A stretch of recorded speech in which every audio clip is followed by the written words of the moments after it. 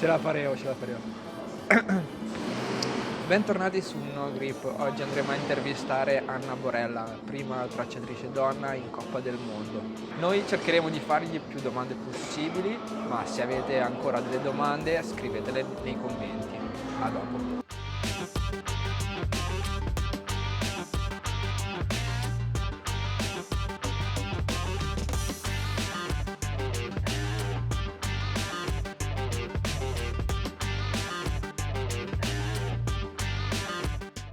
Ciaccazione? Ciaccazione. Vai. Bene, siamo qui oggi su No Grip, ben trovati, con Anna Borella, ex agonista ormai, Sì, sono vecchia. e tracciatrice. Innanzitutto, come stai Anna? Bene. Bene. Tu? Bene, dai. Allora, andiamo subito al sodo. Prima, mentre stavamo aspettando, ci parlavi un po' di come è nata questa passione. Sì. Quindi ti va di raccontarci da dove nasce? È iniziata abbastanza a caso perché i miei non arrampicano. Quindi era una festa di paese, c'era una paletina montata, ho fatto 6 ore andare su e giù e mia madre dopo tutto il pomeriggio che aspettava ha deciso di chiedere se ci fosse una palestra arrampicata e ho iniziato così. Ho detto forse c'è qualcosa che Sì. potrebbe funzionare. Esatto. E alla fine ci ha visto abbastanza a lungo, devo dire. Perché dopo 20 anni sono ancora qua, 15 più o meno, avevo 15 anni. Hai incominciato a fare le gare, quindi più o meno a che età? Praticamente subito, ho iniziato a 14 anni a scalare e alla fine la palestra dove arrampicavo era incentrata abbastanza sulle gare, cioè sull'allenamento, diciamo, era un corso di gruppo, poi io ero competitiva, ho iniziato a chiedere se ci fosse qualche garetta e non c'era un circuito di gare così grande come c'è adesso, c'erano delle gare regionali e poi ti qualificavi direttamente ai nazionali. E quindi ho iniziato così e mi è piaciuto e ho continuato poi.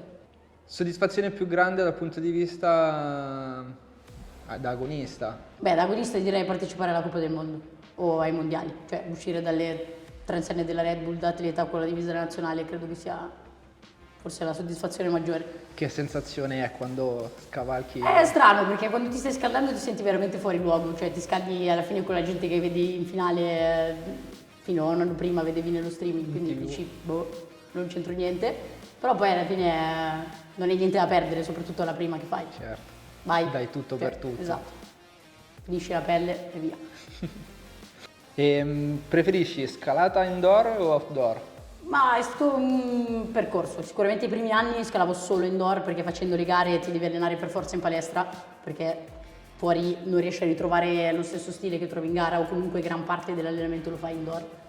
E con gli anni quando ho smesso piano piano di fare le gare ho iniziato a conoscere gente che scalava fuori, si è creata la compagnia, quindi è diventato un modo anche per staccare la testa dalla pressione della gara e Certo. divertirmi a fare quello che mi piace fare ma senza pressioni e appunto per godermi l'outdoor, quindi diciamo che prima era tanto indoor, adesso l'indoor è lavoro e l'outdoor è staccare la testa e divertirsi.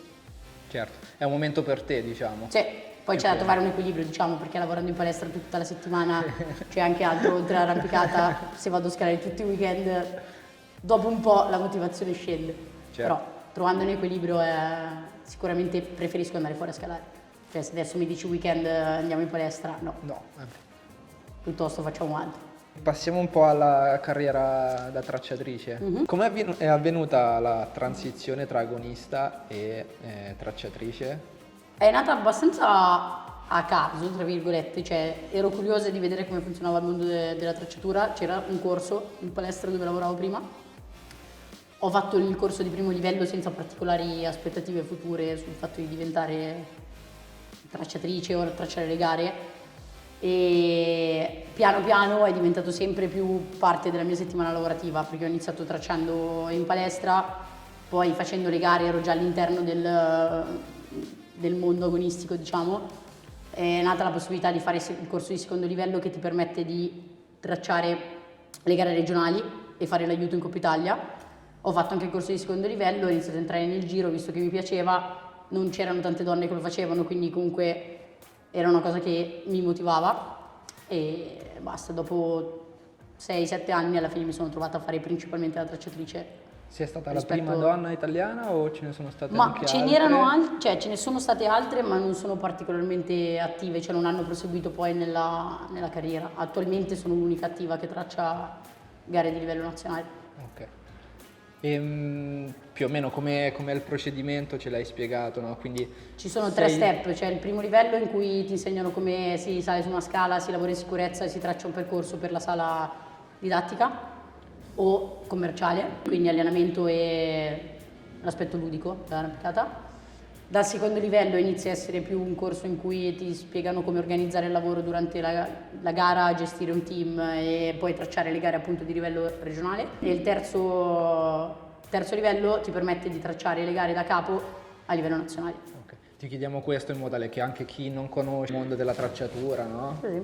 Può farsi un'idea di come funziona, non è che uno prende, No, prendo non- 4 prese e le metto lì. Diciamo che non ti C'è improvvisi tutto- e soprattutto è un Esatto. percorso lungo, cioè i blocchi che tracciavo 6 anni fa, se li riguardo adesso faccio così, ma ci sta, perché alla fine cioè, è Tutta imparare il una crescita, mestiere un'evoluzione. e tracciando in sala hai la possibilità di sbagliare quante volte vuoi, perché non devi Certo. tracciare per una gara che se sbagli il blocco la classifica poi non viene. Certo. Se tracci in sala va bene, vedi 300 persone a sera che scalano il tuo blocco e impari a trovare delle soluzioni per non fare quel movimento che magari non volevi che fosse fatto. Certo. Quando tracci, da cosa parti? Dalle prese, da un movimento che ti immagini, da un'esigenza? Dipende, se sto tracciando in sala mi faccio guidare dall'ispirazione del giorno. Ho 2 prese che mi fanno venire in mente un movimento o il profilo che mi ispira a quel movimento, o magari un movimento che ho provato un weekend prima o una roba che ho in testa. Se tracci invece per una gara devi scegliere chiaramente prima di tracciare che stile di blocco vuoi riprodurre e quindi è un po' più guidato, tra virgolette. Ok. Cioè, a meno che il primo giorno uno non dica ok, il primo blocco fatelo liberi, vediamo cosa esce, poi però tendenzialmente quando sei in gara hai un obiettivo, deve essere di una certa intensità, deve essere per un certo turno di gara e di un certo stile, quindi scegli le prese e comunque sì, parti, io di solito anche banalmente metto 2 volumi sul materasso, dico ok stanno bene così e poi ci traccio qualcosa intorno, dipende. Quindi comunque è un lavoro molto creativo. Sì, E questa creatività finirà come... cioè nel senso... ma ci sono un po' di trucchetti, cioè come tutto non è che ci sono i giorni in cui guardi il pannello e non sai minimamente cosa mettere su, dei giorni in cui in 3 secondi sei più ispirato e guarda. esatto, ti vengono i blocchi e sei super soddisfatta, poi alla fine è super soggettivo, quindi la tracciatura che a me non soddisfa magari A a qualcun qualcuno altro. piace o il contrario, un blocco di cui io Certo. sono super orgogliosa, magari a uno non piace perché vuole tutte liste, io ho messo 5 piatti di fila o un lancio e è super soggettivo, quindi su quello non mi faccio mai problemi, soprattutto in sala, perché tanto c'è talmente tanta gente che li scala che qualcuno che lo apprezza o che non Ci lo sarà. apprezza ci sarà sempre, non metterei mai d'accordo tutti. In gara diciamo che mi interessa che funzioni, poi magari c'è sempre il blocco che dici questo movimento poteva uscire meglio o non è particolarmente interessante per il mio gusto, ma magari all'interno del team l'altro tracciatore dice no, a me piace, per me va bene così, però l'obiettivo finale in gara è che faccia classifica, quindi magari tutto il turno non ti soddisfa per 2 o 3 movimenti, però il blocco gira, quindi. Cosa vuol dire che faccia classifica?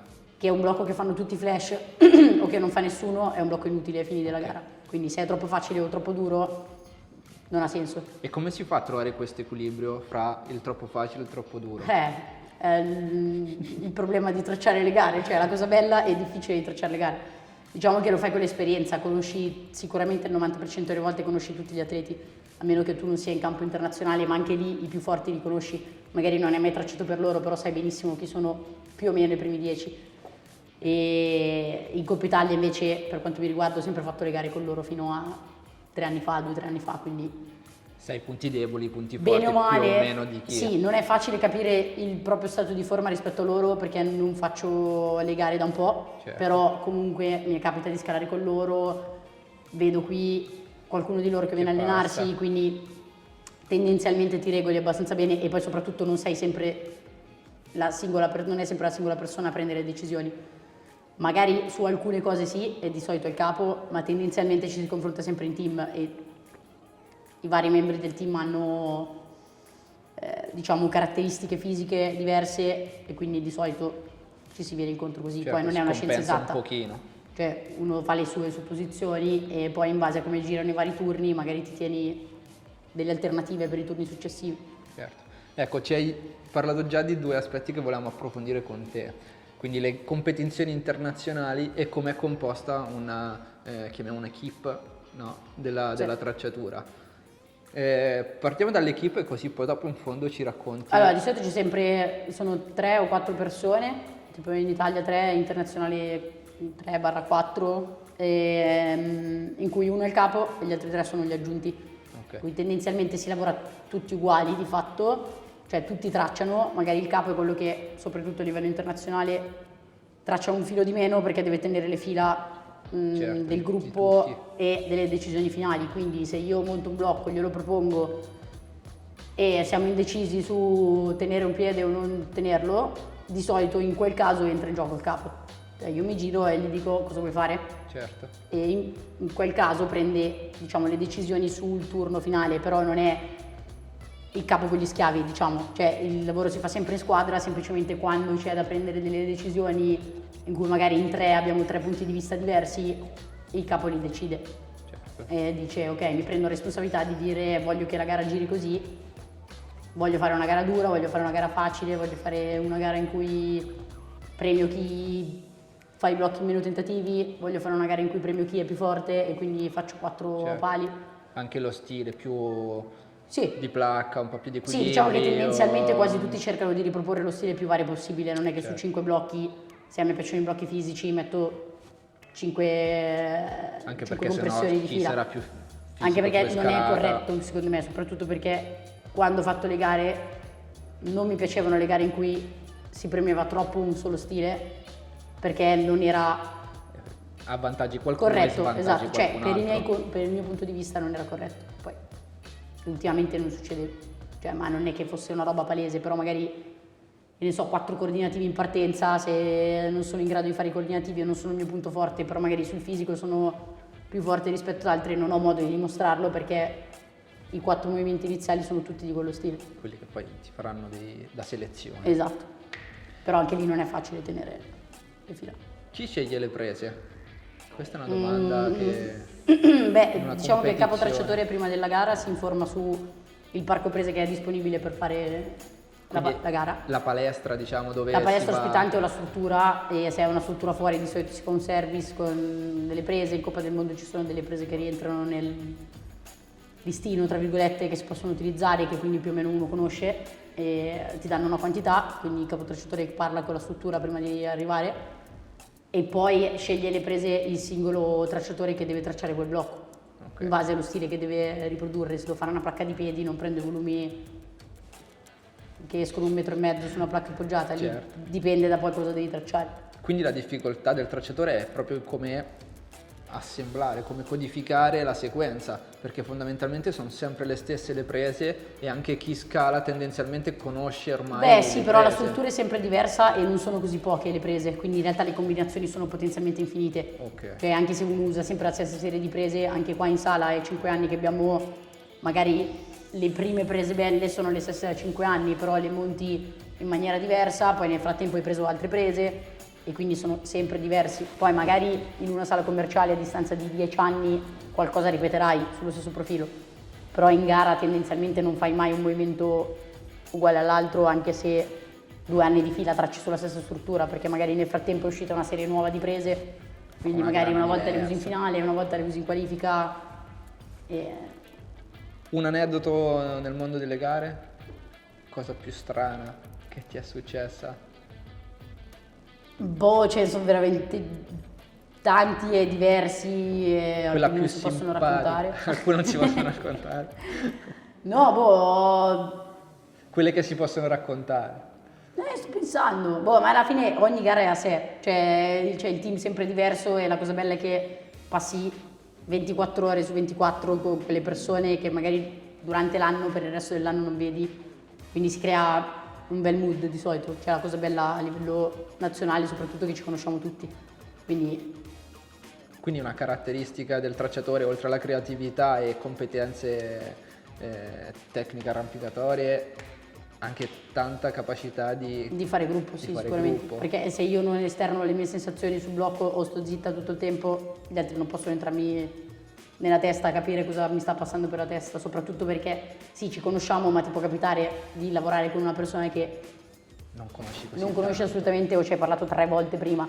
Quindi parlare e rendere partecipi gli altri e essere soprattutto poco orgogliosi, perché capita che chiunque sbaglia a tracciare un blocco o si debba sistemare, capita a chiunque, non è che perché uno è tracciatore da 10 anni tutto quello che mette sul pannello va bene, anzi.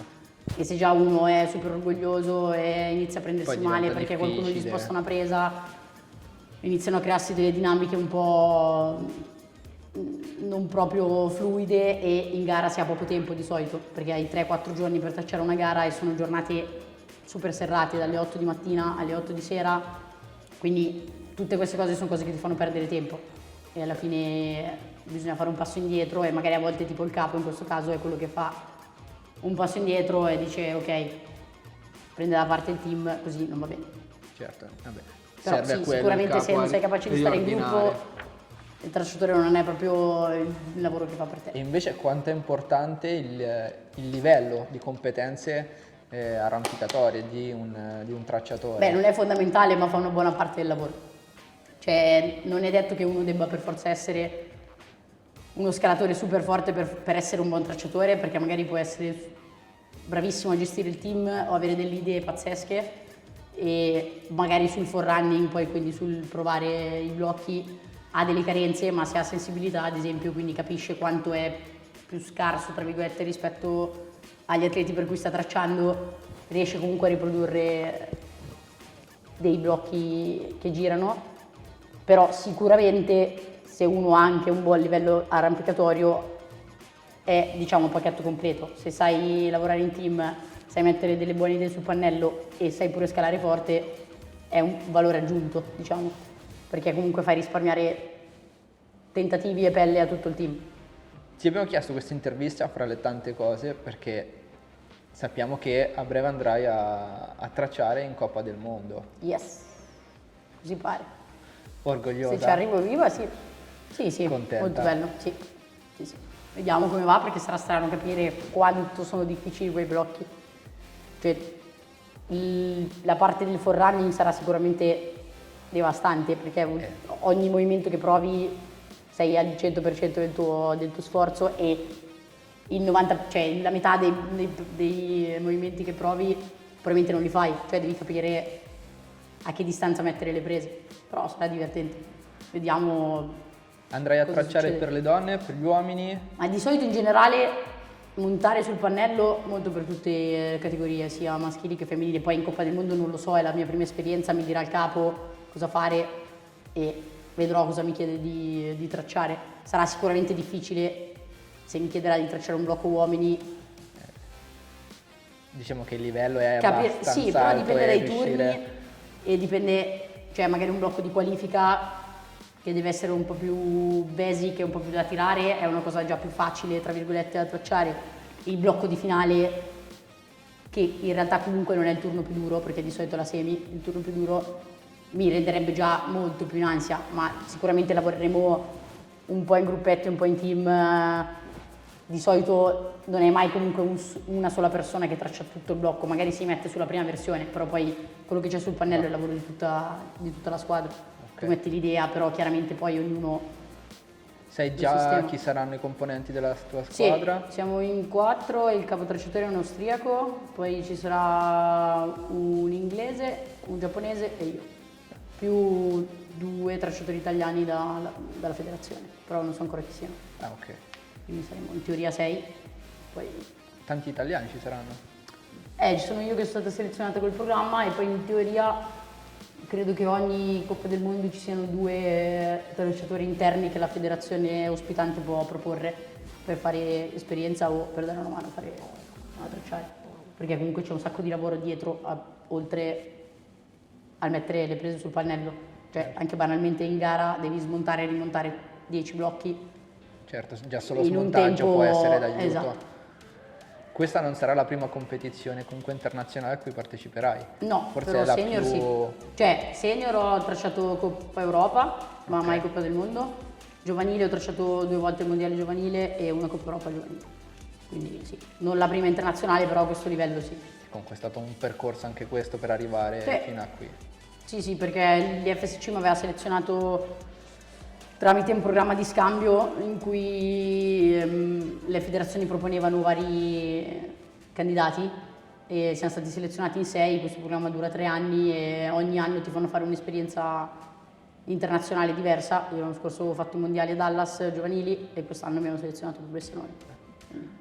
Quanto pensi che l'inserimento dell'arrampicata all'interno delle Olimpiadi abbia dato, come dire, una spinta a questo sport e poi di conseguenza anche alla tracciatura e a tutto quello che gira? Sicuramente è stato una cosa, cioè un percorso che è partito 8-10 anni fa, quando si sapeva che l'arrampicata sarebbe entrata alle Olimpiadi, ed è stato tutto un effetto a catena, perché alla fine hanno iniziato ad aprire tanti più centri e la gente ha investito di più e con più palestre hai più persone che potenzialmente iniziano a scalare, hai più soldi, quindi le palestre possono investire di più su prese o sui tracciatori, perché ultimamente hanno iniziato a capire che la palestra la fa il tracciatore, non la sala. Puoi avere la sala di 3.000 metri quadri arrampicabili, ma se non c'è nessuno che cambia le prese, la gente dopo un mese non viene più.